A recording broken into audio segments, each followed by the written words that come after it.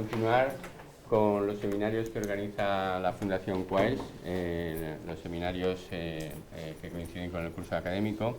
Y en esta ocasión, pues, tenemos el placer de tener con nosotros a Ignacio Blanco.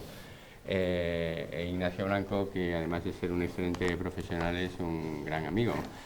Bien, el doctor Blanco estudió medicina en Barcelona, hizo la residencia en el Hospital de San Pablo. Él es doctor en medicina y en cirugía, pero lo digo, es profesor de cirugía porque realmente él es cirujano. Y es un cirujano que se fue reconvirtiendo poco a poco al mundo de la genética del cáncer y que últimamente ha extendido a la genética en general. Él hizo la tesis doctoral allí en el San Pablo y después se marchó de estancia postdoctoral durante 3 años a Nebraska con el grupo del doctor Lynch, que el doctor Lynch es el padre del cáncer colorectal hereditario, y allí durante ese periodo de tiempo pues estuvo trabajando, aprendiendo, haciendo alguna publicación que otra, y después de eso ya se volvió nuevamente a España y se volvió al San Pablo otra vez, donde estuvo, yo creo que trabajando como cirujano. Medias. Bueno, y ya finalmente pues se dedicó exclusivamente ya a la genética, al asesoramiento genético en cáncer familiar, extendió no solamente al cáncer de colon, sino al cáncer familiar en general, y después de muchos años allí en el San Pablo, pues ahora se encuentra en el Hospital Germán Trias y Pujol en Barcelona, donde lleva todo lo que es la parte de asesoramiento genético de las distintas enfermedades genéticas, no solamente del cáncer. Bueno, tiene una trayectoria muy brillante, es miembro de muchas asociaciones internacionales y ha publicado muchos trabajos en revistas internacionales, y la verdad es que es un comunicador excelente, lo vais a ver. Y no sé qué más que decir de ti. No, pues con eso ya me voy. Es un placer tenerlo aquí con nosotros. O sea que, nada, todo tuyo. Venga. Muchas gracias. Yo creo que no hace falta que... Bueno, buenos días. En primer lugar, agradecer a Javier y al equipo de Quaes por la invitación y permitirme estar aquí con vosotros. Javier ya lo ha explicado. Yo he sufrido una metamorfosis, pasar de la cirugía hacia la genética de una forma agradable. Intentaré hoy, en el transcurso de la charla, daros mi experiencia en esta transformación. Empezando pidiendo disculpas, porque si alguien está esperando que de la charla podamos discutir las bases moleculares del cáncer, probablemente os decepcionaréis, ¿vale? Porque yo voy a centrarlo más en la tarea del asesoramiento genético, ¿vale? A ver si soy capaz, porque yo creo que lo he hecho. Ya está, ya funciona, ya, gracias. Bueno, como todos sabéis, el cáncer es un problema de salud importante, ¿vale? Ya las cifras que nos da, por ejemplo, la Sociedad Española de Oncología Médica, también en Cataluña, el Instituto Catalán de Oncología, nos indican que, dado que está aumentando la supervivencia de la población, si vivimos más de 80 años, una de cada tres mujeres padecerá cáncer a lo largo de su vida, y 1 de cada 2 varones padeceremos cáncer a lo largo de nuestra vida. Es decir, es un problema importante. Cuando hablamos de cáncer, englobamos a todos los posibles tumores. Y en realidad, cada cáncer es una enfermedad diferente, porque el origen, desde el punto de vista molecular, puede ser diferente. Así, si nosotros miramos en los diferentes sexos cuáles son los tumores más frecuentes, no son iguales, evidentemente. En el hombre la próstata es el primero, el segundo es el cáncer de colon y recto, y en las mujeres el cáncer de mama es el primer tumor, que no lo vemos tan frecuente en el hombre. Pero siempre tenemos que recordar que cuando hablamos de cáncer, realmente el cáncer colorectal es diferente del cáncer de mama y es diferente del cáncer de próstata. En ocasiones veremos asociaciones, pero son enfermedades a priori diferentes. Y el cáncer es una enfermedad compleja, multidisciplinar. multifactorial. No hay una única causa de cáncer. En realidad hay muchos factores que favorecen a esa transformación neoplástica de las células normales. El foco hoy lo vamos a poner en la parte genética. Tradicionalmente, cuando empezamos en la parte de cáncer familiar, decíamos entre el 5 y el 10% de los cánceres son hereditarios. Y hacíamos esa clara distinción. Hay un 5 o 10% que deben tener una base molecular en la que el individuo tiene una predisposición a, y el resto pues deben ser la asociación de factores. Poco a poco hemos ido aprendiendo más y vemos que esto no es exactamente así. Si alguien quiere buscar de dónde sale la cita del 5 o 10%, yo he estado horas y no he encontrado el origen, ¿vale? Es algo que lo hemos ido diciendo, pero no está en el origen. Y a día de hoy, gracias a los avances, podemos saber que es que hay tumores en los cuales ese componente más de predisposición de alto riesgo es mucho mayor, casi el 20% en el cáncer de ovario, o en otros casos mucho menor, como puede ser en las leucemias. Y en cada tumor tiene su componente de predisposición hereditaria. En el 2009, Terry Maniolo habló un poquitín de cómo podemos desgranar la base, la arquitectura de las enfermedades complejas, y abarcando enfermedad por compleja a todas aquellas que son frecuentes dentro de la población. Y Maniolo lo que nos dice es, bueno, probablemente existen alelos que son muy poco frecuentes en la población, pero que comportan un gran riesgo para el individuo, y eso será la causa de aquellas formas mendelianas, de aquellas formas de predisposición hereditaria clara. Por otra parte, deben existir alelos, variantes, que son muy frecuentes en la población, pero que esa variante comporta un riesgo un poco superior, pero no muy elevado al paciente. Estas variantes de aquí, que eran tan raras, sí que nos ayudarán a decidir qué hacer o cómo modificar el manejo del paciente, mientras que en estas de aquí nos pueden servir a nivel de planificación sanitaria. ¿Cómo podemos conocer qué población tiene un mayor riesgo o no? Esto era lo que nos decía Maniolo para las enfermedades complejas. Cuando fuimos avanzando en el conocimiento del cáncer, vimos que esto se cumplía perfectamente. Por ejemplo, cogemos el cáncer de colon y hemos identificado unos genes de alta penetrancia. El paciente que es portador de una de estas variantes tiene un alto riesgo de desarrollar cáncer de colon, pero son poco frecuentes en la población. Y conocemos ya variantes que cada una por particular crea un poco riesgo, un poquito más, pero que probablemente asociadas, y además asociadas a factores ambientales, es lo que hace que tengamos o no este cáncer. Esto se ha definido para el cáncer de colon, también lo tenemos para el cáncer de mama, y de esta manera podríamos llegar a concluir que aquella diferencia inicial que decíamos 5 o 10% cáncer hereditario y el resto no es, igual no es cierta. Igual es que si hay un continuo.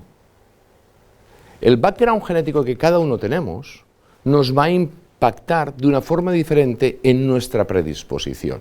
Si somos portadores de aquellas variantes poco frecuentes en la población, lo que vamos a tener es un gran riesgo.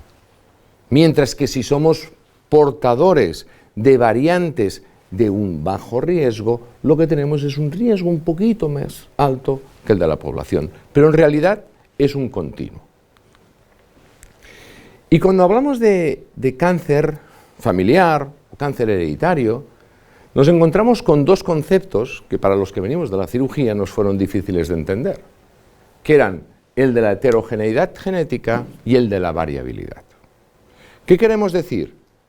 Con el concepto de heterogeneidad es un mismo tumor puede estar provocado por alteraciones en diferentes genes. Y por variabilidad lo que entendemos es que una alteración en un gen se puede expresar de diferentes maneras. Cuando estos dos conceptos los trasladamos a la clínica, nos quiere decir que cuando yo tengo un paciente que, por ejemplo, tiene un cáncer de mama, no solo habré de pensar que puede tener mutaciones en el BRCA1 y BRCA2, porque puede tenerlas en el PTEN, en el P53, etc. Y cuando tenga una paciente que tiene una mutación en el gen BRCA1 o en el gen P53, no solo habré de vigilarle la mama, probablemente habré de vigilar otros órganos, llamémosle ovario, llamémosle tiroides, etc. ¿Vale? Estos dos conceptos que eran básicos para los que domináis la genética, a los que nos dedicamos al seguimiento de estos pacientes, nos es fundamental para identificar el riesgo y para marcar las pautas de seguimiento. ¿Y cómo nos hemos ido enfrentando a esto? Pues nos hemos ido enfrentando con una ciencia, que es la genética, que es muy joven. La genética tiene 160 años y no tiene más. Los avances hasta 1990 fueron importantes, pero fueron extremadamente lentos. Los que tenemos algunas canas hemos tenido la suerte de vivir la década de los 90, que además de poner muy buena música, fue continuo el avance en cuanto a la ciencia. Y en 10 años, 12 años, oye, fuimos capaces, o fueron capaces de secuenciar todo el genoma. Y eran día tras día que había novedades en relación a la genética. Y estos avances que nos aportó el programa del genoma humano, en realidad, a día de hoy, yo cuando lo miro, creo que no solamente fue el avance científico, sino es que ha sido el avance tecnológico. Toda la inversión del programa Genoma Humano nos ha permitido desarrollar una metodología que ha cambiado la forma de trabajo. La aparición de la llamada Next Generation Sequencing nos ha transformado completamente la forma de trabajar. Nos ha transformado porque hemos pasado de una técnica que nos costaba mucho dinero y mucho tiempo y mucho esfuerzo a algo que nos permite, en teoría, abarcar mucho en poco tiempo. Y que lo podemos aplicar al cáncer, pero lo podemos aplicar a las enfermedades cardíacas, lo podemos aplicar a las enfermedades neurológicas. En concreto al cáncer, ese paso tecnológico, probablemente porque ya había una primera tradición importante en la parte inicial, cuando se hacía la secuenciación Sanger, ha comportado, yo diría que un cierto avance superior a otras áreas, ¿vale? Con la definición, luego hablaremos de los paneles, de si hay que hacer exomas, si no, si hay que hacer genomas, etc. La transformación ha sido un poquitín más rápida. Para mí, la base de esta revolución tecnológica, el Next Generation Sequencing, se basa en que me permite secuenciar mucho más en mucho menos tiempo. Y cuando yo hablo con el gerente de mi hospital y le digo, mira, es que cuando empezamos, oye, para poder mirar 10 pares de bases me tiraba un día. Y es que a día de hoy, cientos de millones de pares de base me los lee la máquina cada día. Es que es tremendo. Yo cuando empecé a dar a los primeros pacientes con cáncer de mama, yo les decía, tardaremos entre 2 y 3 años en daros el resultado de los estudios genéticos. Si se lo explicábamos bien, el paciente entendía y era paciente, como su nombre indica. Pero es que hoy en día, en 24 horas podemos tener un exoma. Y no solamente es que podamos hacer mucho más en poco tiempo, es que también lo podemos hacer con mucho menos esfuerzo económico. El coste de la secuenciación ha bajado de una manera exponencial, incluso más que exponencial, que es lo de la famosa ley de Moore, ¿no? Es decir, a día de hoy podemos secuenciar un exoma, hay quien dice que incluso por 100 euros.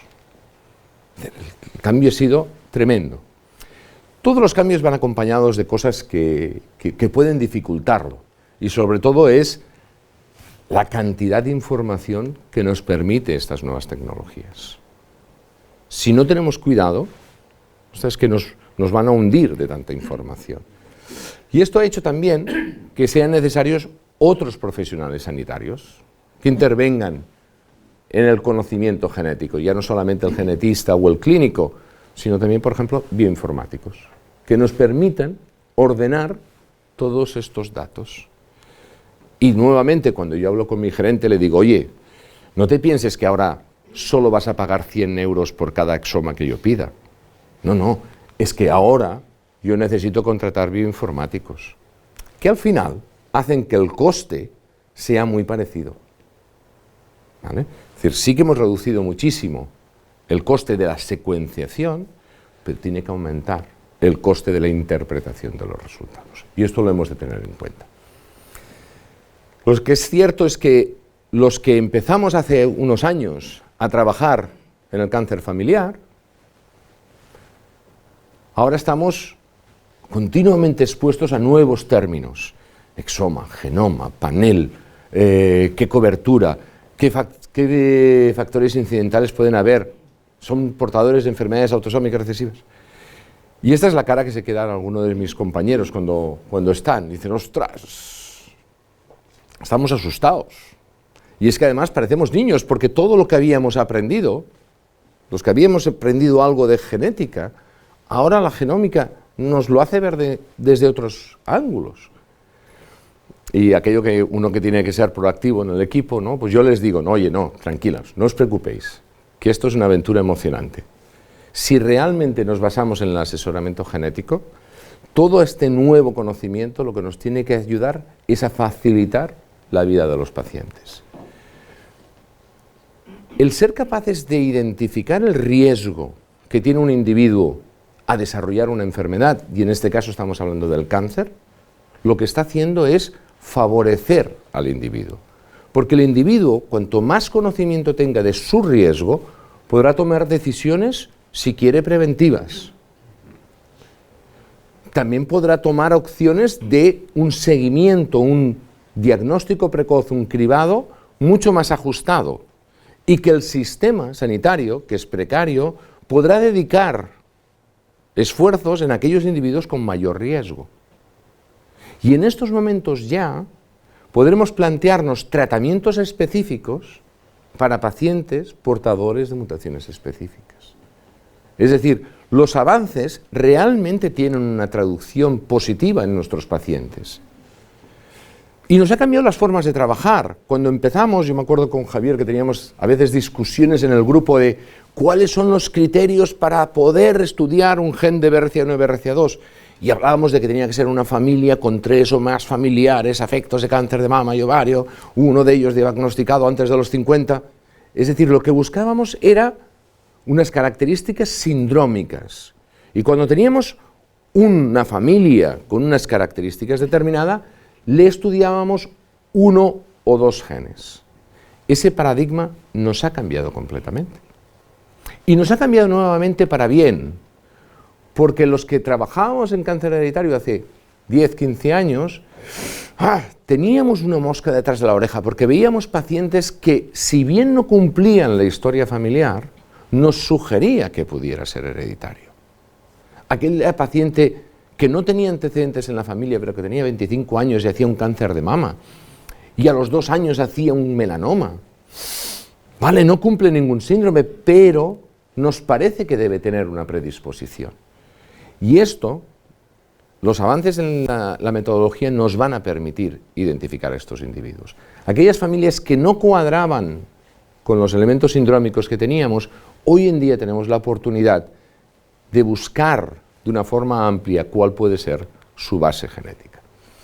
Es decir, la Next Generation Sequencing es una oportunidad para identificar individuos que antes éramos imposibles o no podíamos identificarlos. Y nuevamente, porque siempre es el yin y el yang, todos estos avances nos van a comportar problemas. Lo primero que hemos aprendido es que nos queda mucho por saber. Aquel dogma de solo sé que no sé nada, sin algo lo tenemos que hacer es en cáncer hereditario. Cuando ahora los compañeros nos entregan resultados genéticos y nos dicen: mira, se ha encontrado una alteración patogénica en un gen, y empezamos a buscar, bueno, pero ¿y cuáles son las manifestaciones de alteraciones en este gen? Estamos faltos de conocimiento.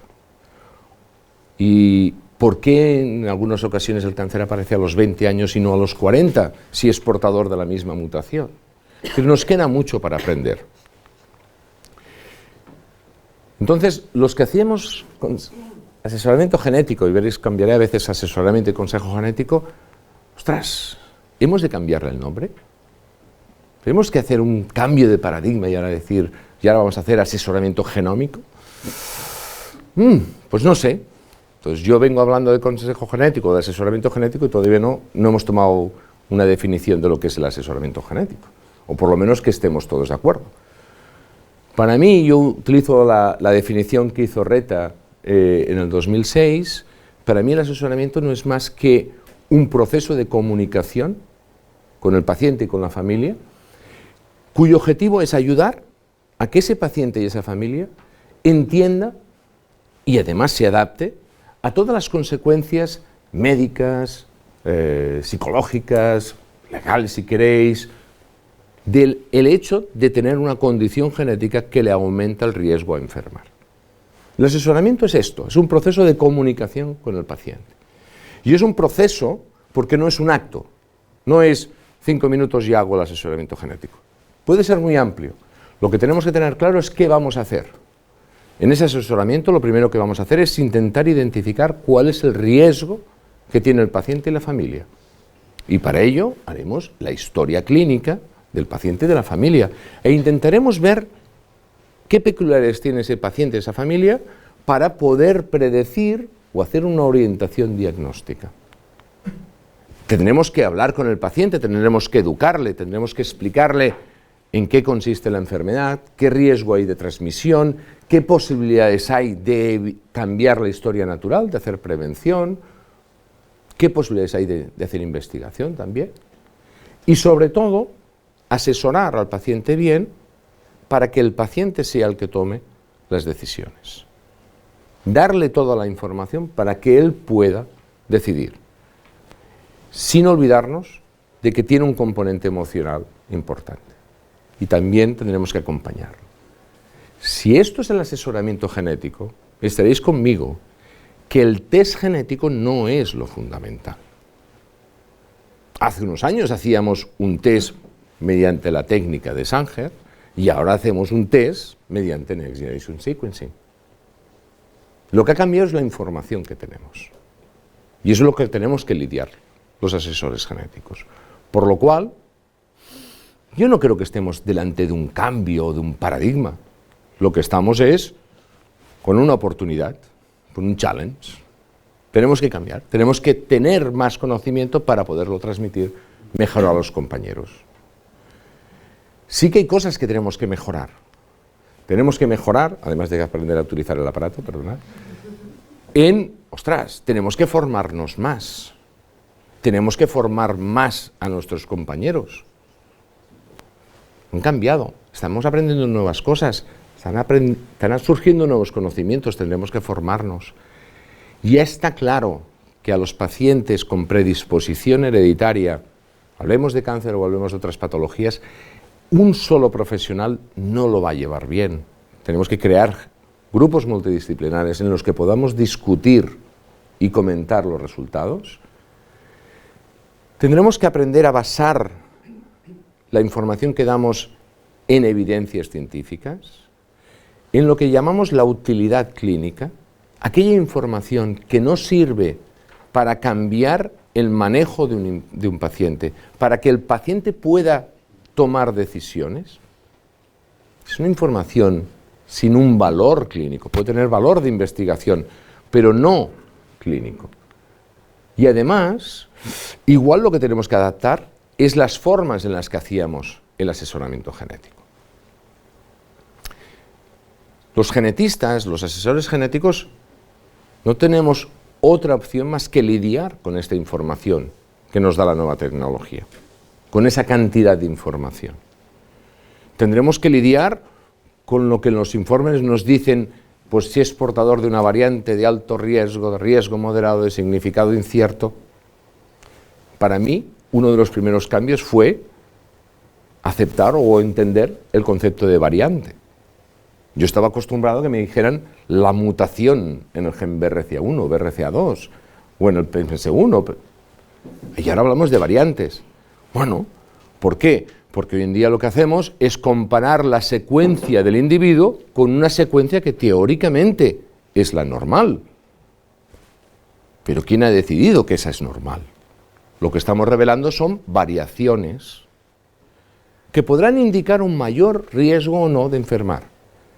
Entonces nos hemos tenido que poner de acuerdo en cómo caracterizamos esas variantes. Y ahora los informes nos lo reportan como que hay una variante que es patogénica, probablemente patogénica, benigna, probablemente benigna, o de significado incierto. Y deberíamos entre todos entender lo que estamos diciendo.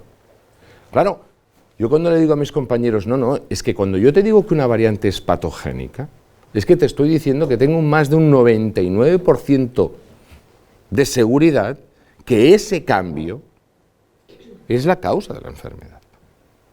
Y si te digo que es probablemente patogénica, es que tengo más de un 90% de seguridad que ese cambio es causa de. Y cuando te digo que es un significado incierto, es que estoy entre el 10 y el 90%.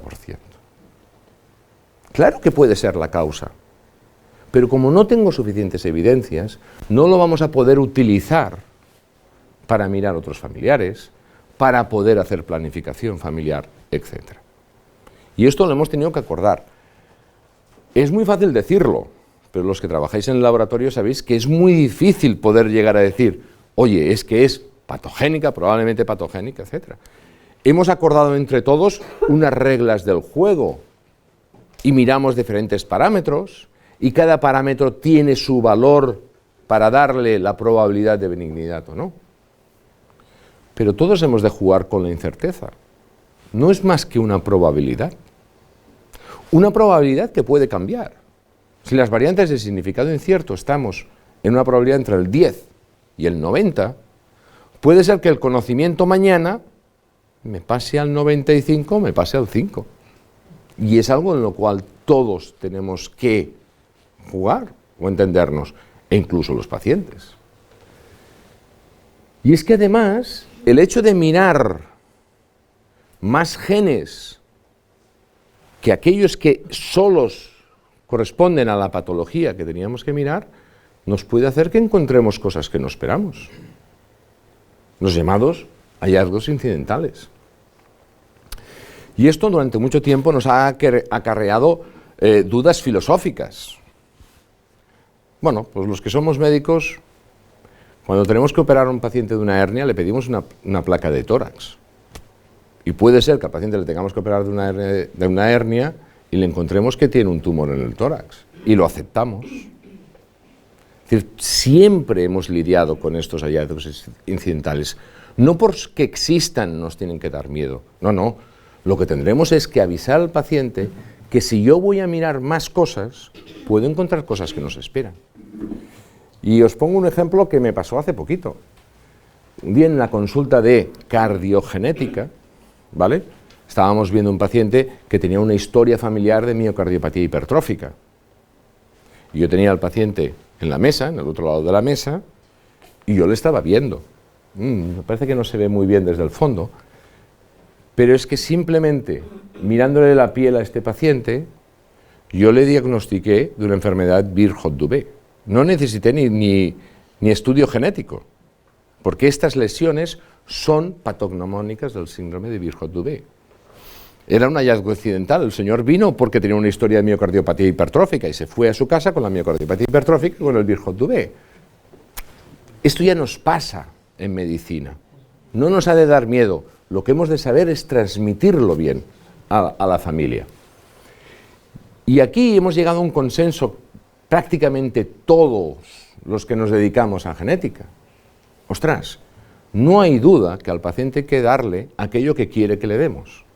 Eso sí, solemos de dar de forma que no le haga más daño.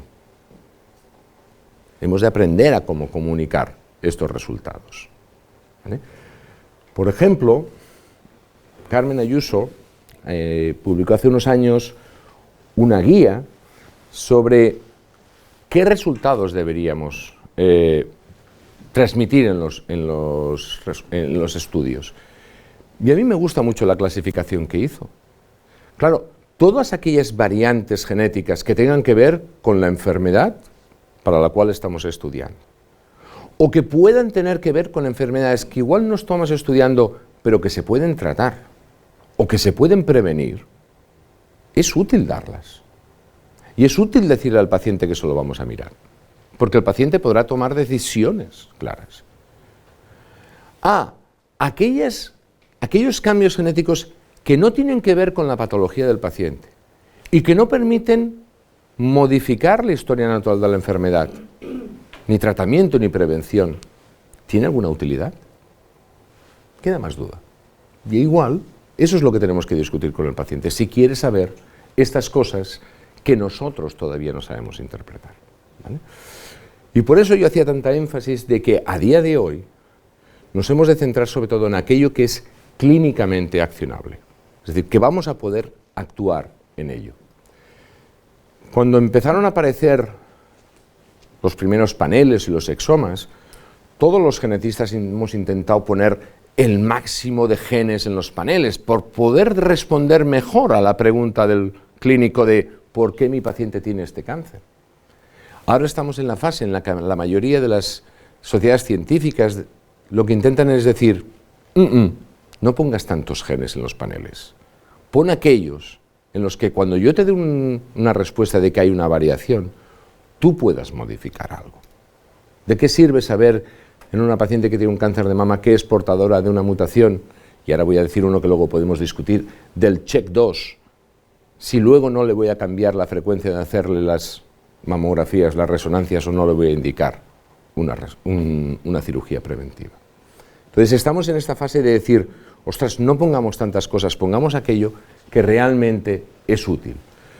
Y empiezan a haber revisiones que abarcan no solamente el cáncer, sino a todo, en lo que nos dicen, bueno, y además utilizarlo de una forma práctica. Por ejemplo, la enfermedad de von Hippel-Lindau. Si solamente hay un gen responsable en estos momentos y tiene 3 exones, hemos de pedir un exoma, vamos a pedir un gen. Si tenemos una familia que cumple criterios del síndrome de Lynch, en el cual tenemos 4 genes, ¿hemos de pedir un exoma? ¿O es mejor pedir un buen panel? En aquellas patologías en las que pueden haber muchos genes implicados, igual sí que tenemos que abrir el campo.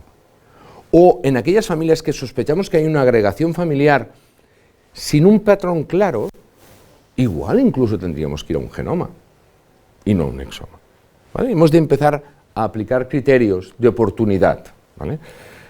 La SEOM, la Sociedad Española de Oncología Médica, la Asociación Española de Genética Humana y la Sociedad de Medicina Interna han propuesto unas guías de cómo incorporar la Next Generation Sequencing en el cáncer hereditario y hace énfasis en esto, ¿vale? Oye, cuando diseñemos un panel, diseñémoslo para que los resultados después puedan ser clínicamente accionables, que podamos trasladarlo a la clínica. Y también nos marcan pautas de qué debemos poner en el informe. Es importante que los compañeros reciban información sobre, oye, ¿qué enfermedades podemos estudiar con ese panel? ¿Qué genes hemos incluido? ¿Qué cobertura tiene cada uno de estos genes? Para saber si ha sido completo o no el estudio, cuál es la sensibilidad y especificidad esperada, que esto es extremadamente difícil de dar por el laboratorio. ¿Qué variantes vamos a reportar y qué no? ¿El laboratorio va a reportar todos los polimorfismos? Sí, no. ¿Va a reportar todas las variantes de significado incierto? Sí, no. ¿Y qué enfermedades no relacionadas con el fenotipo del paciente estamos estudiando? ¿Vale? Esto tiene que quedar claro en el informe. Y tiene que quedar claro en el informe porque los que hacemos el asesoramiento genético tenemos que explicárselo al paciente antes de hacerle el estudio. Porque es el paciente el que tiene que decidir qué quiere saber. Y si yo no sé lo que me van a dar, yo no sé lo que le voy a explicar al paciente. Y entonces es cuando el paciente, cuando le tenemos que dar el resultado, se sorprende de lo que le estamos explicando. Hemos oído hablar, y supongo que todos estaréis de acuerdo, que hay que firmar el consentimiento informado. Antes discutíamos que, por ejemplo, muchos laboratorios no reciben el consentimiento informado. Lo damos por hecho de que el profesional ha firmado el consentimiento informado. Pero reflexionar, el consentimiento informado no es una firma. Es un proceso en el cual el paciente, habiendo recibido información, decide voluntariamente llevar a cabo un estudio. Si no damos toda la información al paciente, esa firma que hace realmente no está cumpliendo su función. Entonces, ha de haber una muy buena relación entre el laboratorio y la clínica para saber qué informarle y hacer un balance entre los principios éticos. Nosotros sí que sabemos cuál es la validez de los hallazgos que vamos a encontrar. Nosotros sabemos qué hallazgos van a ser accionables o no. Y nosotros sabemos si eso va a repercutir en la salud o en la planificación familiar del paciente. Ahora esto lo tendremos que contraponer a la capacidad del paciente autónoma de decidir, a la privacidad, hay alguien más de la familia que debería conocerlo o no, o a los diferentes intereses. Todo esto bien plasmado en este proceso que llamamos de consentimiento informado. Algo que también ahora es fundamental y antes no lo era. Pensar que las variantes de significado incierto eran las que habíamos dicho que estaban en un riesgo entre el 10 y el 90%. Es evidente que todo esto se va a poder reclasificar. ¿De quién es la obligación? ¿Es del laboratorio? ¿Es del médico que lo solicita? ¿Es del paciente? Tenemos que dejarlo claro antes, ¿vale? Porque el paciente necesita saber si cuando llegue el año que viene, él tiene que preguntar, ¿habéis reclasificado mis variantes? O puede ser que le llamen un día y le digan, oye, es que ha cambiado el diagnóstico. Esto lo tendremos que pactar y dejarlo claramente en el consentimiento informado. ¿Y dónde almacenamos la información? ¿Qué información almacenamos? Si tenemos el exoma de un paciente, y lo que hemos hecho es un exoma clínico, por ejemplo, es analizar unos genes determinados, está amplificado todo el exoma. Debemos guardar todos estos datos en la historia clínica del paciente para que, si cuando más tarde el paciente presente una otra patología, alguien pueda reanalizarlos, o hemos de guardar solamente el informe, el PDF. ¿Y quién podrá tener acceso a estos resultados, incluso a los básicos, a la raw data? ¿Lo vamos a poder compartir? ¿No? ¿Se van a poder reanalizar? ¿Quién lo hará? Todo esto tiene que estar claramente. Y si falta conocimiento a los que nos dedicamos a la genética, imaginaros a los compañeros que están en el hospital atendiendo a los pacientes. Están actualizados todos los médicos de familia, todos los neurólogos, todos los cardiólogos, todos los cirujanos, todos los oncólogos. Pues probablemente no. Y es nuestra función, genetistas, asesores genéticos, la sala de hoy, ¿no? El hecho de que hayan fundaciones que busquen dar el conocimiento para que todos podamos hablar un mismo lenguaje. Y esto es una necesidad, ¿vale? También os ponía que hemos de cambiar el modelo. Yo sé que hay alguien que aquí hace consejo genético, y esto ya me va muy bien, porque la gran mayoría de nosotros utilizamos un modelo clásico que se definió cuando se empezó a aplicar los estudios en la Corea de Huntington, que es lo que se llamaba el modelo de los 3 steps o de 3 pasos. Lo primero es que el asesoramiento genético tenía que ser cara a cara, face to face. Una primera fase, evaluación del riesgo. Una segunda fase de orientación diagnóstica y que el paciente decida si se quiere hacer el estudio o no. Y una tercera fase de explicación de resultados. Este era el modelo tradicional y que además se tenía que hacer en un centro hospitalario, ¿vale? En un centro además académico.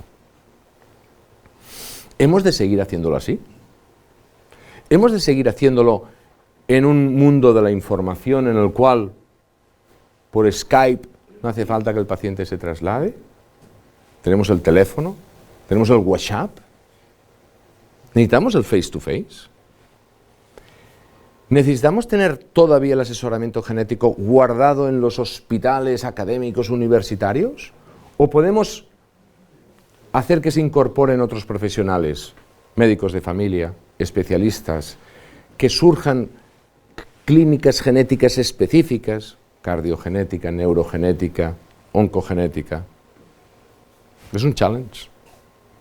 En el fondo lo que tenemos que hacer es ser capaces de adaptar las necesidades del paciente a lo que tenemos que hacer.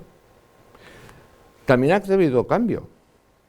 En estos momentos, y os lo he comentado antes, La identificación de algunas características genéticas permiten modificar el tratamiento del paciente. A día de hoy, cuando se diagnostica una mujer con un carcinoma seroso de ovario, al oncólogo le interesa rápidamente saber si tiene mutaciones en el gen BRCA1 y BRCA2 para saber si le tiene que dar inhibidores del PARP o no. Claro, cuando antes el asesoramiento genético lo hacíamos para conocer el riesgo, para planificación familiar, podíamos dejarle a la paciente que se lo pensara, que valorara, que meditara. El contexto ha cambiado. Ahora se necesita rápidamente tener el resultado para indicar un tratamiento o no. El modelo de los 3 steps cambia. Igual lo que tenemos que hacer ahora es centrarnos en lo que es el diagnóstico molecular del tumor y en una segunda fase hablar de lo que es el riesgo de recurrencia o de transmisión de la enfermedad. Pero tenemos que cambiar los modelos. Y según nos van informando que cada vez más se van a hacer estudios continuados genómicos de todos los pacientes con cáncer, probablemente este proceso de adaptación tendrá que ser mayor y mayor, ¿vale? Y en el fondo, tal como dicen en la medicina personalizada, ¿no?, lo que hemos de hacer es el asesoramiento oportuno en el paciente oportuno y en el momento oportuno. Debemos de individualizar el consejo genético. Y lo que queda claro es que una misma cosa no sirve para todos, ¿vale? No quisiera acabar sin 2 comentarios sobre la ética, ¿vale? Todo el asesoramiento genético ha de estar en un marco ético, que como sabéis, hay unos principios básicos: justicia, beneficencia, autonomía, no maleficencia, también el derecho a saber y el derecho a no saber. Yo no puedo abordar a los familiares, son los familiares que han de venir a mí, ¿vale?, porque hemos de respetar la privacidad. Es muy importante mantener este esquema ético, pero es que también los profesionales que trabajamos hemos de tener un rigor ético, hemos de ser honestos, nos hemos de basar en principios, nos debemos a una forma de actuar. Cuando Javier decía que yo había hecho una transformación, claro, yo en la época, cuando estaba ahí en España, cuando hacía guardias de cirugía, pues me iba con las enfermeras, leíamos el Hola, ¿no?, lecturas. Y allí en Estados Unidos me acostumbré a mirar el Time, que es más o menos lo mismo, muy divulgativo. Y recuerdo cuando acabé la residencia, que yo tenía que tomar decisiones, era justo el año 94, y esta es la portada de una de las revistas del Time del año 94. ¡Ostras, la genética es el futuro! Imaginaros, joven, allá te encuentras con una de las personas, si alguno ha conocido, el doctor Henry Leach, ahora ya falleció el año pasado, pero una persona que transmitía el amor por la profesión y por la genética, pues ya dije, ostras, el bisturí es bueno, pero los genes lo son más. La vida profesional me ha enseñado cosas, me ha ido cambiando, y también sigo de vez en cuando leyendo el Time, ¿no? Hace unos años hubo otra portada que también me ha marcado. Me gustaría que reflexionarais. ¿Queremos saberlo todo? ¿Queremos saber todo lo que le puede pasar a un hijo nuestro? ¿A mi compañero? ¿A mí? ¿De todas las enfermedades?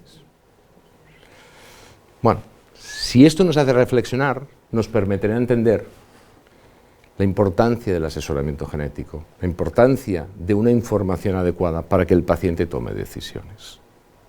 Porque es ahí donde está el éxito o no éxito, en ser capaces de transmitir la información de forma adecuada para que el paciente decida. Y si bien tendremos que irnos adaptando a las circunstancias del entorno y de los avances tecnológicos, no es más que un continuo avanzar, y para mí, con toda sinceridad, es engrescador, que decimos en catalán, ¿no? Es apasionante el mundo de la genética y del asesoramiento genético, que nos ha traído nuevos retos, pero que nos está trayendo nuevas oportunidades. Y con esto yo creo que os dejo de marear todavía. ¿Vale?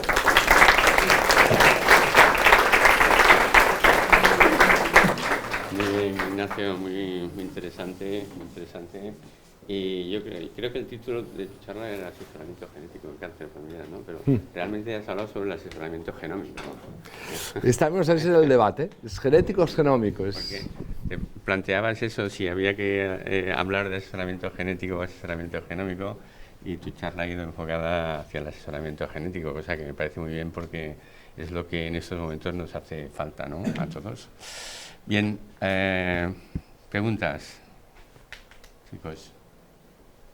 Solamente decir que he escuchado una magnífica charla, muy humana y puesta desde todos los ámbitos, desde el ámbito más tecnológico hasta el ámbito ético y real del día a día con los pacientes.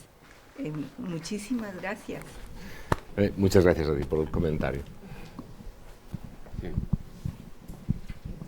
Bueno, es una pregunta relacionada con si cuando vamos al asesoramiento tenemos conocimiento para decir, por ejemplo, de forma directa a los ascendentes que han fallecido de cáncer y tenemos intuición de que hay otras personas en el árbol genealógico que han fallecido, pero no tenemos esa información y nos limitamos a dar solamente el más directo, que son tus padres, ¿qué haces? Porque realmente no le estás dando la información al asesor para darte un buen asesoramiento. Pasas a la segunda fase de análisis, porque ahí, claro, no te estamos ayudando, pero ¿en qué parte nos quedamos? Bien, esto es un problema que nos encontramos continuamente, que es la falta de información. Y entonces hemos de convivir también con la falta de información. De forma clásica se dice que para la evaluación del riesgo genético siempre se han de tener en cuenta 3 o más generaciones. Pero hay veces que no tenemos más que una. Ya no tenemos información, es un paciente adoptado, habremos de lidiar con la falta de información. Entonces, aquí son todos los cambios que nos permite la nueva tecnología. Hace unos años, si no teníamos la información de 3 generaciones, como no podíamos tener esa visión sindrómica, no poníamos en marcha el estudio genético. A día de hoy, si no puedo tener la información, es decir, no puedo completar la pintura, pero tengo la sospecha que el paciente tiene unas características que me sugieren una predisposición, puedo arriesgarme y hacer un amplio estudio. No limitado a un gen, sino a un grupo de genes. Entonces, es convivir con esta falta de información. Y es una cosa que en algunas ocasiones puntuales nos ha pasado, que con la secuenciación masiva tienes más información de la que quieres a veces. Y por alguna razón técnica has visto algo que no deberías haber visto. Si no tiene relación con una patología o no tiene, pues haces ver que no lo has visto. Pero si tiene relación, ¿qué haces? ¿Insinúas algo en el informe? ¿Te lo callas? ¿Hablas con el médico y le dices...? Nos ha pasado pocas veces, pero es que... No, bienvenida al club. A mí me ha pasado muchas veces. Yo siempre, cada vez que me pasa, volvemos a reunirnos todo el grupo, porque además, como os decía, es muy importante la creación de estos grupos multidisciplinares, la interacción entre el laboratorio y los clínicos, y nos volvemos a reunir y decir, oye, ¿en qué parámetros nos movemos? ¿Cómo es que hemos visto cosas que no deberíamos ver? ¿Qué ha fallado? Es decir, sí, bueno, tenemos que hablarlo. Y es muy importante que el clínico lo haya hablado con el paciente. Porque ese problema que podemos tener en el laboratorio, ostras, que yo veo esto y esto es importante, no tiene relación, pero ¿cómo me lo voy a callar? Cuando le llega al clínico, ¿cómo me voy a callar yo esto? Pero claro, si el paciente no lo quería saber.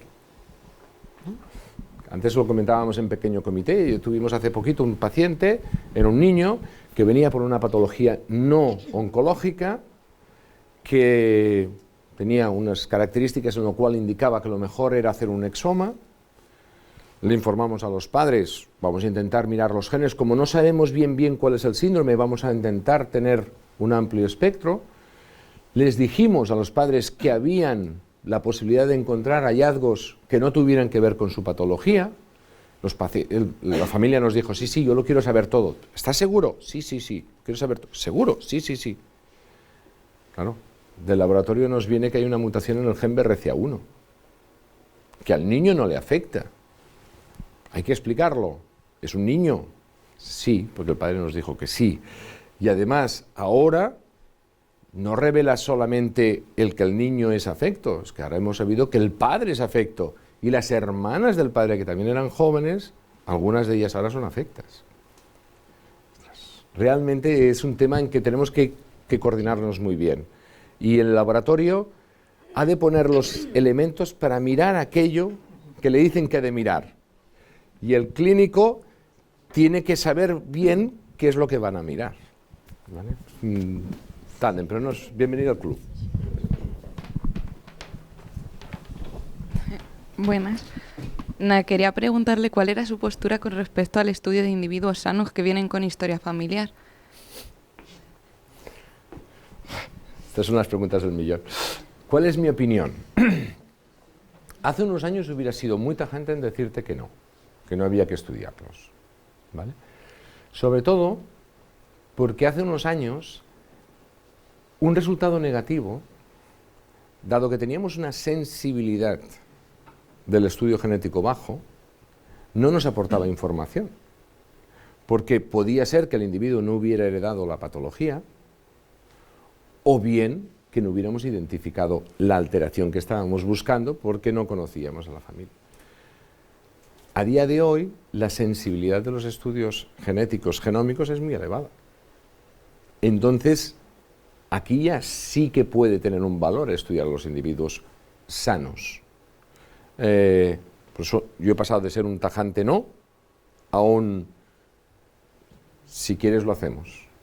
Eso sí, que tengamos claro que el no identificar la alteración no excluye el riesgo de que pueda existir. Esta es mi opinión en estos momentos. Y otra pregunta, con respecto a los heterocigotos portadores en enfermedades recesivas. Es decir, que me dice más sencilla, pero ahí me la complica. No, que es la pregunta, ¿no? ¿Qué hacer con los heterocigotos? Esto es algo que antes no lo utilizábamos cuando hacíamos el cáncer familiar. Cuando se identificó el gen MIH7, que empezamos con una forma de poliposis, que era la primera, que yo recuerde, enfermedad autosómica recesiva, clara, que empezábamos a hablar, nos dimos cuenta, cuidado, que puede ser que encontremos portadores sanos de enfermedades heterocigotas. Ahora, con el lexoma es algo que es tremendo. Entonces, yo lo que hago es informarle al paciente que además de identificar mutaciones importantes de genes, podemos encontrar estados de portador, si lo desean saber o no. Y a veces pactamos con ellos, con los pacientes, el paciente es el que decide al final, y muchas veces solamente quieren conocer aquellas que están ligadas, por ejemplo, al cromosoma X, que sí que son de un claro afecto sobre los demás. Pero es hablarlo con el paciente, que él nos diga qué quiere saber y qué quiere dejar de saber. ¿Pero el paciente es suficiente de información para decidir? Mira, muy bueno ese punto. Si realmente nos creemos lo que es el consentimiento informado, hemos de hacerlo solo cuando el paciente ha decidido teniendo toda la información. Este es el juego típico, ¿no? Dices, el paciente dice, ¿y usted quería, doctor? Perdone, no, es lo que tiene que hacer usted. Si no lo ha entendido, dígamelo que se repita. Se lo repito tantas veces.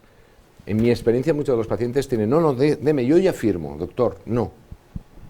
Se lo informo, y si quiere ir a casa no es nada urgente generalmente. Venga mañana, venga pasado, pídame información. Hemos de buscar esa complejidad. Y también es aceptable que hay pacientes en los cuales al final no es posible que lo entiendan todo, ¿eh? No quiero ser tampoco vivir en un mundo súper feliz. Pero es el reto que tenemos. No podemos caer en la rapidez firme y ya está. Es que a nivel cultural va a influir mucho a la hora de tomar una decisión. Claro. Que lo entienda el paciente. Sí, bueno, primero enhorabuena y como decía Javier, eres muy buen comunicador. Gracias. Es que yo veo ese problema, ¿no? Que decir que decida el paciente es muy complicado. Lo veo muy complicado porque dependiendo del nivel cultural va a ser mucho más fácil o va a ser mucho más difícil. Y luego otra cosa, con respecto a estas variantes que hoy por hoy parece que no tienen ninguna patología, si el paciente, es decir, hoy no, pero a lo mejor dentro de 10 años sí, ¿y quién mejor que el paciente para acordarse? Porque claro, le van a llamar del laboratorio, le van a llamar del hospital para decirle que esta variante ahora sí tiene una implicación. Entonces yo tengo muchas dudas a ese respecto. Porque claro, dependiendo de ese nivel cultural será más o menos peligroso, entre comillas, que el paciente pueda decidir una cosa u otra. Totalmente de acuerdo, porque también es uno de nuestros retos. Nosotros tenemos que ser capaces de asesorar, de informar igual a un profesor universitario de genética que a una persona con unos niveles de estudios bajos y nada de conocimiento. Hemos de adaptar la información que damos y cómo la damos. Y en relación a quién es el que mejor se acuerda, es el gran debate. Yo no tendría ninguna objeción en que el paciente tenga el informe o el report con todas las variantes identificadas, siempre y cuando le hayamos sido capaces de explicarle que esas variantes no son causa de enfermedad. Y que los compañeros que van a leer ese informe sean capaces de interpretarlo.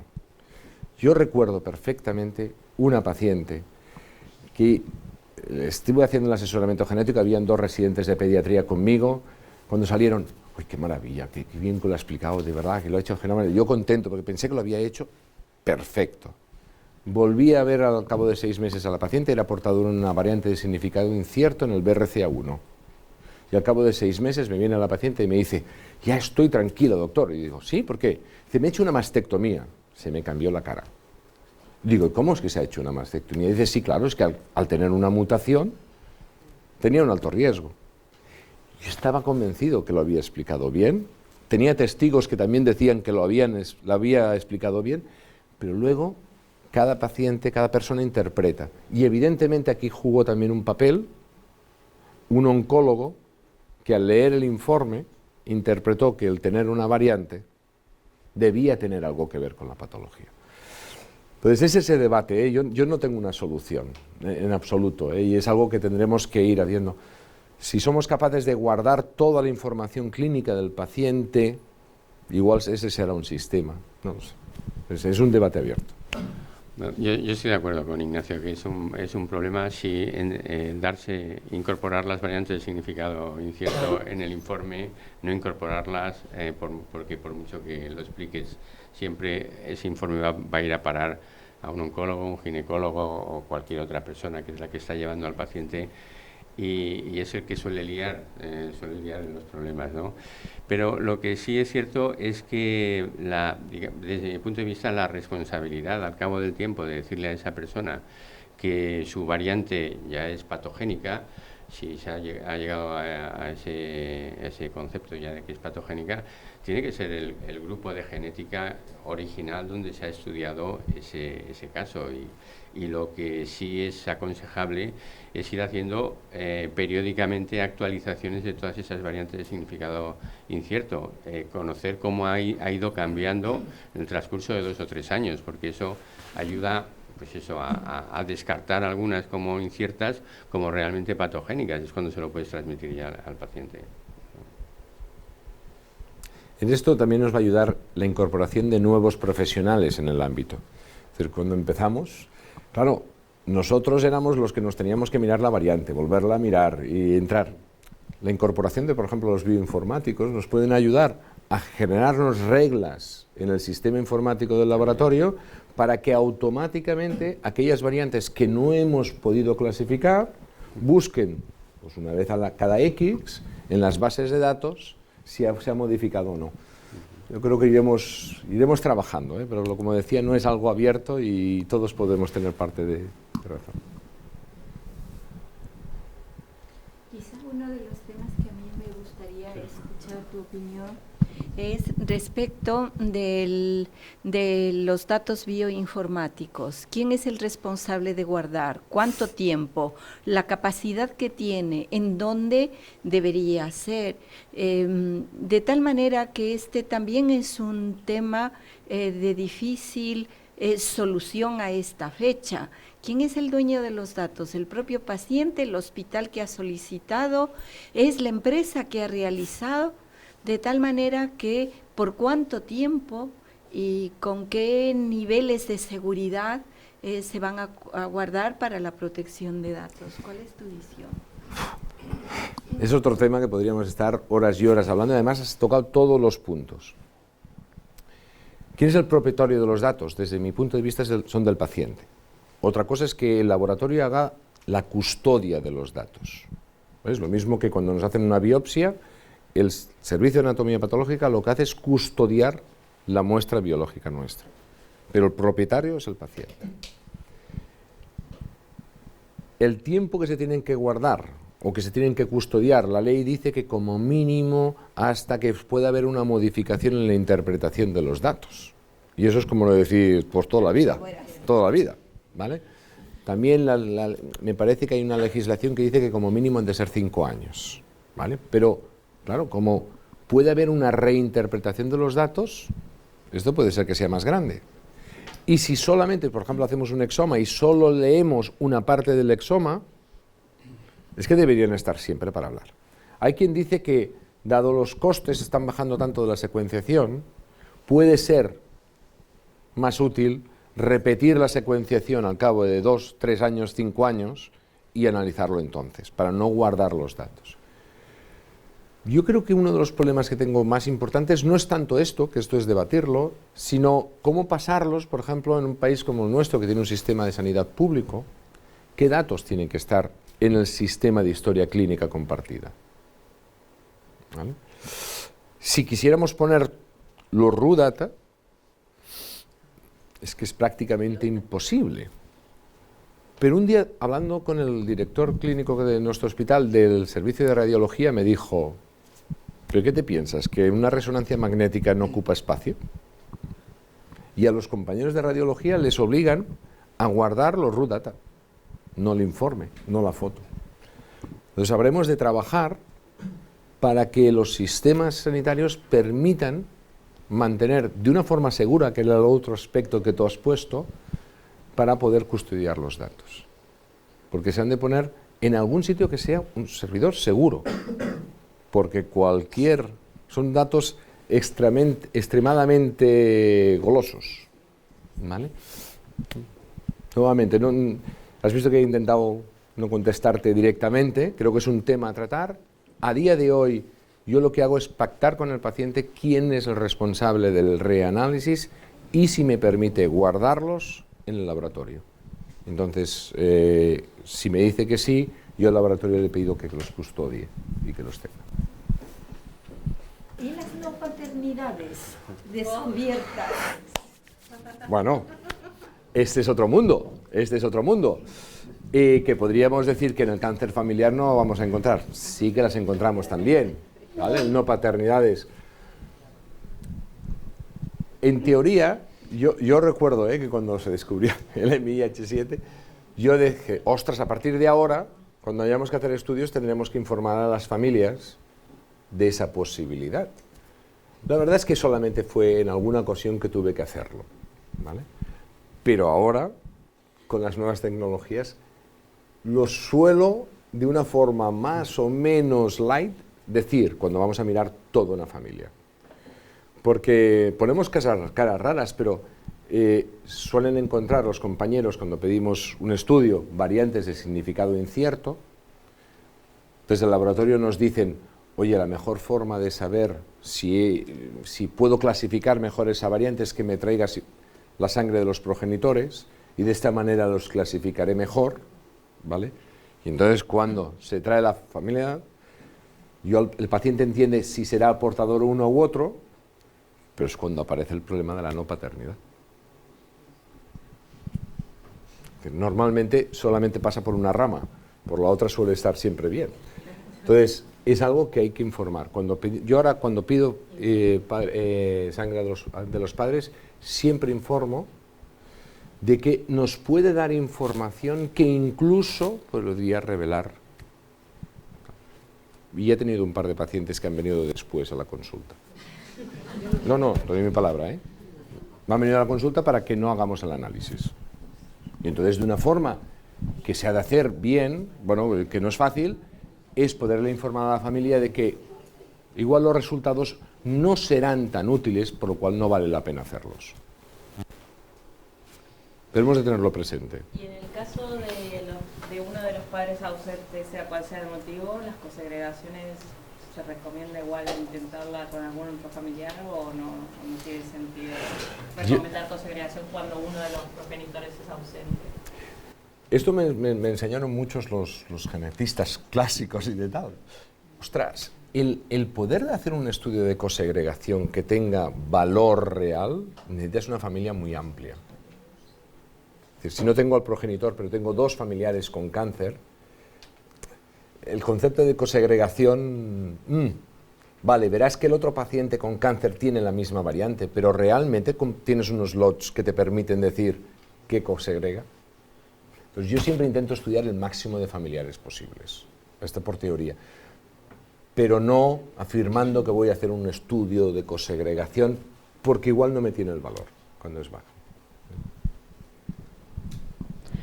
Respecto a la edad mínima en la realización de un estudio, cuando no se tiene muy clara la edad de aparición de una enfermedad, ante la duda de que la pueda desarrollar un menor de edad, ¿realizaríais el estudio o no? Es otra de las preguntas las hacéis todas muy buenas. Yo aquí diferenciaría dos cosas. ¿El estudio que quieres hacer es un estudio diagnóstico o es un estudio predictivo? Si estamos hablando de un estudio diagnóstico, el paciente es pequeño, la excusa es rápida, se ha de hacer porque tengo que llegar al diagnóstico, aunque no lo tenga claro. Podré tener dudas sobre si informar de otras patologías que no aparezcan en la infancia. El problema está en cuando es predictivo. Es decir, yo tengo unos progenitores que son portadores de una enfermedad y no se sabe bien cuál es el fenotipo asociado y los padres me piden saber si el niño es portador o no. Por regla nosotros le decimos a la familia que la edad ha de ser aquella edad en la cual nosotros vayamos a actuar, vayamos a hacer seguimientos. Por ejemplo, en la poliposis adenomatosa familiar, si las colonoscopias las vamos a empezar a los 10 años, hacer el estudio al año de vida no tiene lugar, ¿vale? Pero hemos de ser muy cuidadosos, porque incluso en la poliposis adenomatosa familiar puede aparecer un hepatoblastoma al año de vida, ¿vale? Entonces, yo no pondría una regla fija, yo lo que te diría es intentar poner la edad de estudio en aquella edad en la cual va a haber un cambio, va a haber una utilidad clínica, un cambio en el seguimiento, y entonces dejarlo ahí abierto. Y podemos negociar con el padre que ahora. Eso sí, no nos hemos de dejar llevar por la petición que a veces algunos padres hacen, es que yo quiero saber. Usted quiere saber, pero la información genética es de su hijo, y si no va a modificar en nada el seguimiento clínico de su hijo, puede ser que el saberlo cambie la forma en la que usted ve a su hijo. Entonces, es un trabajo. Con respecto a eso, por ejemplo, en un caso de, no sé, un BRCA1 o BRCA positivo, ya sea en el estudio de un niño, de una niña, que sea mujer, o en la madre que tiene una niña menor de edad, ¿qué se hace? Digamos, ¿hay algo acordado de si se informa, no se informa, se espera a la mayoría de edad? Como la pregunta es delicada, te haré otra pregunta. ¿Qué entiendes por menor de edad? Y menor de, por ejemplo, 18 años. Una edad legal. O sea, la Vale, edad legal de, no. de poder de decisión de la niña, de que sabe, no sé, tiene una variante. Sí, no, sí, lo has presentado muy bien. Yo he ido paseando y antes era muy talibán y ahora cada vez soy menos talibán. Yo antes era 18. ¿Por qué? Porque es que no le vamos a hacer mamografías hasta los 25. ¿De qué? Pues esperar a que sea mayor de edad. Pero hay otro concepto ahora, que es el menor adulto. Desde el punto de vista sanitario, a partir de los 14 años, los niños pueden tomar decisiones de tipo médico. Entonces, claro, si tú y yo tengo una chica de 16 años que es conocedora de la historia de su familia, que es conocedora de que su madre tuvo un cáncer de mama y que además es por BRCA, que su tía, que su abuela, que su nieta, la niña ya lo sabe. Igual lo que tengo que hacer es un buen asesoramiento a la niña, y si la niña es capaz y le encontramos que tiene condiciones para adaptarse al resultado, hacérselo y no esperar a los 18 fijos, que es la ley que lo marca. Entonces es un poquitín trabajar con el paciente. Y en el caso que le salga, por ejemplo, le hacen un exoma o algo así y le sale una variante, ¿qué se hace? ¿Si le informa, no se le informa? Claro. ¿Y que vuelve cuando se No, ¿qué le has, unos años? no, ¿qué le has dicho antes de que se hiciera el estudio? Si antes de hacer el estudio tú le has dicho que le informarás de todos los hallazgos patológicos, le has de informar. Pero si tienes 6 años, 8 años, o sea, cuando es Fíjate, igual. fíjate, si tú le has dicho que le vas a informar, estás obligado a informarle. Claro, es la niña de 6 años que haga un exoma. A esa edad es el padre, el tutor legal, padre o madre. Es el tutor el que ha decidido qué resultados quiere conocer. Y si él me ha dicho que los quiere conocer todos y yo capto que él entiende los riesgos de conocer cosas que solamente van a aparecer en la edad adulta, pero aún así considera él que le es un beneficio, pues tendría que informarle. Más piensa que un resultado de un estudio de un exoma de un niño que es BRCA1, si es tan pequeñito, probablemente los padres también son jóvenes, entonces un BRCA1 positivo puede ayudar a los progenitores a identificar una enfermedad que no se ha manifestado todavía y que es susceptible de tener problemas. Es un... De todas formas, a un niño de 6 años no le vas a hacer un exoma para estudiarle si es portador de un BRCA. Tienes toda la razón, pero el problema está, no por cáncer familiar, ahora aquí Javier ya lo sabe, que como me meto en otros lides, si yo tengo un paciente con una polimalformación que no hay un síndrome claro y el pediatra me dice, ostras, este niño está evolucionando mal y teníamos que hacerle un exoma porque no sé qué, yo no le estoy mirando el BRCA, pero dado las recomendaciones del American College of Medical Genetics, hay una serie de genes que son accionables que los he de mirar. Entonces yo lo que he de hacerle al padre es, oiga, su hijo no viene por un cáncer, por una miocardiopatía, por una diabetes. Si le voy a mirar muchos genes, si quiere, puedo informarle de cómo estén estos. ¿Y usted quiere saberlo? Es un trabajo, ¿vale? Que en la teoría es muy fácil, pero el primer día que tienes un resultado positivo lo pasas muy mal. Yo quería agradecer a la Fundación la oportunidad que nos brinda, porque para ellos que están empezando a estudiar técnico de laboratorio y están empezando a conocer qué es el mundo de la genética, poder disfrutar de una charla de este nivel, no sé, creo que es magnífico. Yo creo que habrá muchas cosas que a lo mejor no habéis entendido, vocabulario, tal, pero no sé, sí que me gustaría a lo mejor un consejo, una motivación que les pudiera dar, algo... Vale. Lo primero es reñirles, Gracias. porque la obligación es que si no entendéis algo lo tenéis que preguntar, porque esa es la obligación de uno que da una charla, es poder contestar. La recomendación, ostras tú, que tenéis en vuestras manos una información, el poder ofrecer una información a los pacientes que es muy beneficiosa para su vida, para su futuro.